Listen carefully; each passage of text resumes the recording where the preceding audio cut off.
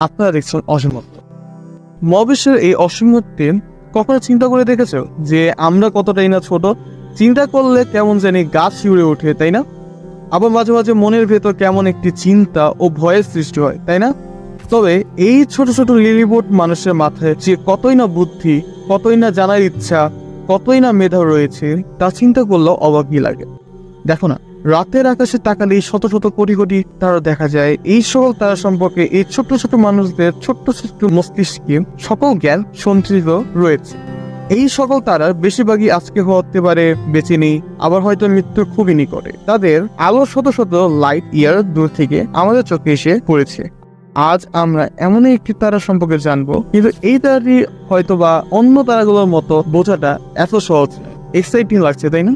যখন আমি ফার্স্ট এই তারামণ্ডল সম্পর্কে শুনেছিলাম আমার ফ্রেন্ডের থেকে, তখন আমারও এটা অনেক বেশি এক্সাইটিং লাগছে। তো let's jump on to the video.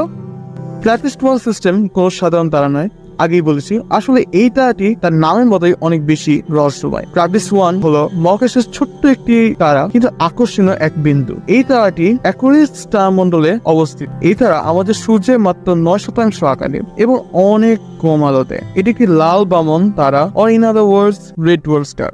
আমাদের থেকে মাত্র 39 আলো বছর দূরে আছে আমাদের এই ট্র্যাপিস্ট-1 তার। এই তারাটিকে চারপাশে ঘুরছে 7টি পৃথিবীর মতো গ্রহ। হ্যাঁ, ঠিকই শুনেছেন, 7টি। এই গ্রহগুলো ট্র্যাপিস্ট-1 এর চারপাশে অনেক ঘনিষ্ঠভাবে অবস্থান করছে, যেন তারা সবাই একসাথে জড়িয়ে আছে। এদের নাম TRAPPIST one b, c, d, e, f, g and H.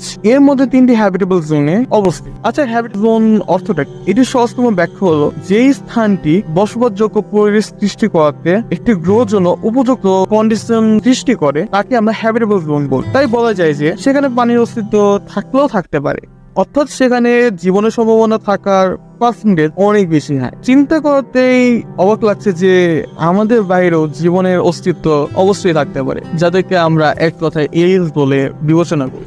এই গ্রহগুলোর ঘনত্ব ও গঠন বিভিন্ন রকম, যা বোঝায় যে সেগুলোর পরিবেশ আলাদা হতে পারে। কল্পনা করে দেখো যে একটি গ্রহ থেকে অন্য গ্রহে যাওয়া, একটি হতে পারে পৃথিবীর মতো, অন্যটি হতে পারে ভেনাসের মতো ঘন বায়ুমণ্ডল সহ, এবং একটি হতে পারে সুন্দর সমুদ্র সৈকত সহ।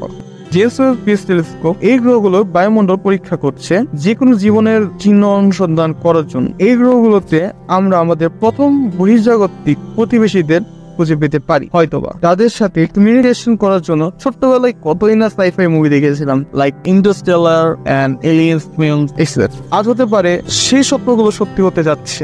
এই সিস্টেমটি বিশেষ করে কৌতূহলী, কারণ গ্রহগুলি একে অপরের যথেষ্ট কাছাকাছি যে একটি গ্রহ থেকে তুমি অন্য গ্রহগুলোকে আকাশে স্পষ্টভাবে দেখতে পারো। পৃথিবী থেকে চাঁদের আবির্ভাবের চেয়ে সম্ভাব্যভাবে বড়। গ্রহগুলির সংক্ষিপ্ত কক্ষপথ হওয়ায় এই গ্রহগুলোতে 1 বছর কাটানো মানে আমাদের পৃথিবীর কিছু দিনের সমান। ইন্টারস্টেলার মুভির কথা মনে পড়ে গেছে, তাই না? যেখানে কুপার জাস্ট 1 ঘন্টা একটা প্ল্যানেটে কাটাইছিল, বাট তার সেই সময়টা পৃথিবীর ক্ষেত্রে 1 বছর সময় অতিবাহিত হয়ে গিয়ে। মনে করে দেখো কি হয়েছিল সেখানে। অনেক ইন্টারেস্টিং লাগছে, তাই না? ব্যাপারগুলো আকর্ষণীয়। অদ্ভুততম বিষয়টি হলো যে এখানে জীবনের সন্ধান পাওয়া সম্ভব অধিকাংশে। বর্তমান বিজ্ঞানীদের কাছে এই গ্রহটি এত আকর্ষণীয় বটেই। আমাদের যেমন একটি আশঙ্কা রয়েছে যে তাদের অস্তিত্ব থাকতে পারে, এমনকি এটাও হতে পারে যে তারাও আমাদের সম্পর্কে ভাবছে, চিন্তা করছে, গবেষণা করছে যে আমরাও মানুষরা এই বিশাল মহাবিশ্বে কোথাও না কোথাও অবস্থান করতে পারি। তো আজকের ভিডিও আপনাদের কেমন লাগলো তা অবশ্যই নিচে কমেন্ট বক্সে লিখে জানাবেন, এবং এর পাশাপাশি আমাদের পেজটিকে ফলো করে পাশে থাকবেন। ধন্যবাদ সকলকে।